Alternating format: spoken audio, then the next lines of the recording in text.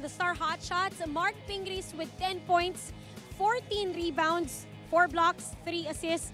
Collectively, it's a very good effort mula sa inyong lahat. But I want to know kung may naalala kang sinabi ni Coach Chito at the half that turned things around. Well, pagkapasok namin kanina sa dugout, ang unang-unang sinabi niya, wala yung defense namin. Nandito kami ngayon sa playoff dahil sa defense namin. So, nung una, nanggigil kami. So, kailangan namin ibalik yon dahil natalo kami nung first quarter sa defense.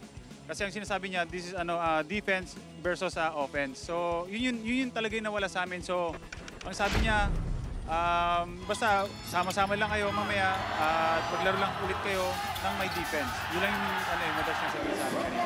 Finishing the eliminations, ang Star Hotshots number 1 on offense, number 2 on defense. Kanina lahat nakapaglaro. That is good moving forward kasi one day in between.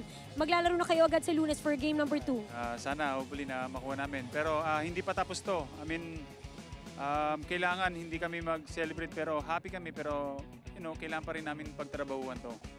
Kasi gutom na rin kami. Gustong-gusto talaga namin makapasok ngayon. Game 2 on Monday, anyahan mga fans? Yeah, pero bago sila, gusto ko muna hi sa mga taga-Pangasinan, sa mama ko, sa family ko dyan, sa ate ko, sa kuya ko, at kay Danica, nanonood dyan yung dalawang baby sa mga kasambahay ko dyan. Hello sa inyong lahat. Sa lahat ng mga pinsan ko, kilala nyo kung sino kayo. Sa lahat ng mga fans na pumunta rito, maraming salamat. Yun. In-invite namin kayo next game. Kita-kita po tayo.